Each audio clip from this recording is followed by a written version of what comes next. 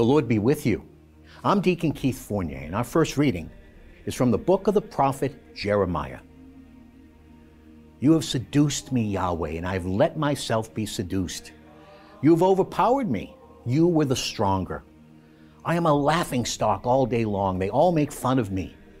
For whenever I speak, I have to howl and proclaim violence and ruin. For me, Yahweh's word has been the cause of insult and derision all day long. I would say to myself, I will not think about him. I will not speak in his name anymore. But then there seemed to be a fire burning in my heart, imprisoned in my bones. The effort to restrain it wearied me. I could not do it. And our response is taken from Psalm 63.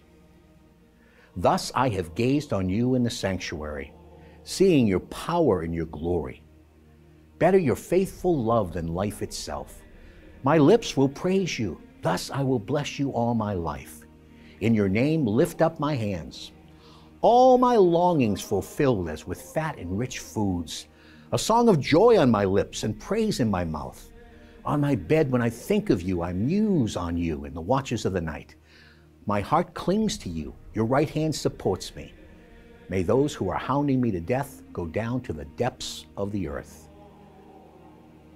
In our second reading from the letter of the Apostle Paul to the Romans.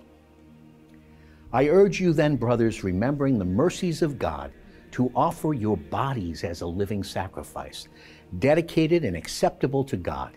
That is the kind of worship for you as sensible people. Do not model your behavior on the contemporary world, but let the renewing of your minds transform you, so that you may discern for yourselves what is the will of God, what is good and acceptable and mature.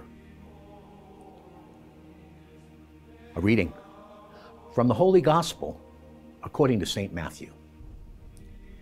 From then onwards, Jesus began to make it clear to his disciples that he was destined to go to Jerusalem and suffer grievously at the hands of the elders and chief priests and scribes, and be put to death, and to be raised up on the third day. Then taking him aside, Peter started to rebuke him. Heaven preserve you, Lord, he said. This must not happen to you. But he turned and said to Peter, Get behind me, Satan.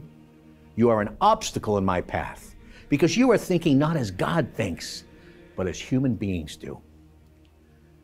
Then Jesus said to his disciples, If anyone wants to be a follower of mine, let him renounce himself and take up his cross and follow me.